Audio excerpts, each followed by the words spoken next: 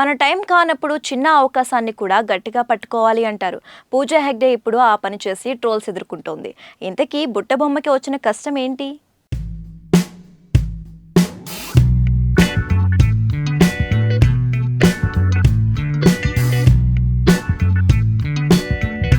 మొన్నటిదాకా Tollywood top హీరోయిన్గా వెలిగిన పూజా హెగ్డేకి టైం ఏమాత్రం బాలేదు. 2023లో ఒక్కటంటే ఒకటి సౌత్ రిలీజ్ లేకపోవటం బట్టి పరిస్థితి ఎలా ఉందో అర్థం చేసుకోవచ్చు. సాయి దుర్గా తేజ్ సరసన గాంజా శంకర్లో ఛాన్స్ వచ్చిందనుకుంటే అది ఆగిందో ఉందో అర్థం కాని అయోమయం నెలకొంది. దీనికన్నా ముందు గుంటూరు కారం ఒక షెడ్యూల్ చేసి మరీ తప్పుకోవాల్సి రావటం ఇంకో ట్విస్ట్.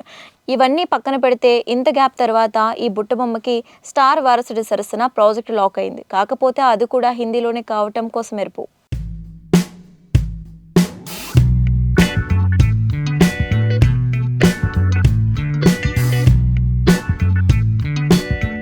ప్రముఖ బాలీవుడ్ నటుడు సునీల్ శెట్టి వారసుడు అహన్ శెట్టి 2 ఏళ్ల క్రితం తడప్ లో డెబ్యూ చేశాడు. ఇక్కడ సంచలనం సృష్టించిన RX100 రీమేక్ ఇది. ఏరుకోరి హిట్ సబ్జెక్ట్ తీసుకున్నాడు కానీ నార్త్ లో ఆడలేదు. ఫలితంగా తొలి అడిగే ఫ్లాప్ తో మొదలైంది. ఇప్పుడు రెండోది సాజిద్ నడియావాలా బ్యానర్ లో చేయబోతున్నాడు. ఇండియాతో పాటు విదేశాల్లో షూటింగ్ జరుపుకోనున్న ఈ పాన్ ఇండియా మూవీకి అద్నాన్ ఏ షేక్, యాసిర్ జా జంట దర్శకత్వం వహించబోతున్నారు. వచ్చే ఏడాది ఫిబ్రవరి 14న ప్రేమికుల రోజున రిలీజ్ చేయబోతున్నారు. సంఖ్య టైటిల్ తో ఈ చిత్రం రూపొందనుంది. ముందు నుంచి ఉత్తరాదిలో పాగా వేయాలని చూస్తున్న పూజా హెగ్డేకు ఎటొచ్చే సక్సెస్ పలకరించడం లేదు. వయసు పట్టించుకోకుండా మరీ సల్మాన్ ఖాన్ సరసన కిసికా బై కిసికా జాన్ చేస్తే అది కాస్త ట్రోలింగ్ చేసుకునే స్థాయిలో డిజాస్టర్ అయింది.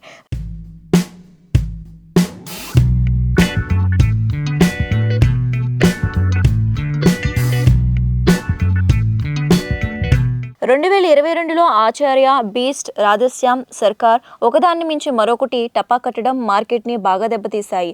ఈలోగా శ్రీలీల, రష్మిక మందన్నలు అనూహ్యంగా పికప్ కావడంతో పూజా హెగ్డే డిమాండ్ తగ్గిపోయింది. మరి సంఖ్య అయినా కోరుకున్న బ్రేక్ ఇస్తుందో లేదో వేచి చూడాలి.